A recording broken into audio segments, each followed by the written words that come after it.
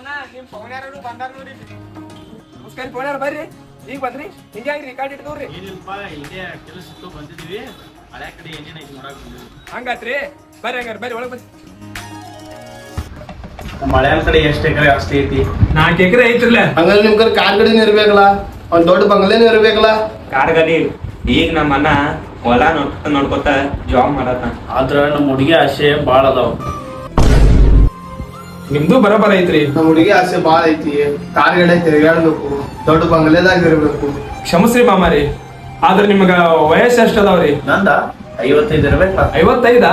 ಹಂಗಾದ್ರೆ ನಿಮ್ದು ಕಾರ್ ಗಾಡಿ ಇರ್ಬೇಕಲ್ಲ? ಇಲ್ಲ, ನಮ್ಮ ಅಣ್ಣ ಈಗೀಗ ಹೊಲ ನೋಡ್ಕೊತಾನ. ನಿಮ್ ಮಗಳಿಗೂ ಅನಿಸ್ತಿರ್ಬೇಕಲ್ಲ, ಅಪ್ಪನ ಕಾರ್ ಗಾಡಿ ಇರ್ಬೇಕು, ಬಂಗಲೆ ಇರ್ಬೇಕು. ನಮ್ಮ ಮಕ್ಕಳು ಮದುವೆ ಅದಾವು, ನಾನು ಈಗ ಸೆಟ್ಲ್ ಆಗತ್ತೀನಿ. ಅದ ನೋಡ್ರಿ ಮಾಮಾರಿ, 55 ವಯಸ್ಸಾಗಿರುವಂತ ನೀವ ನಿಮ್ ಮಗಳಿಗೆ ಇನ್ನೂ ಏನೂ ಮಾಡಿಲ್ಲ.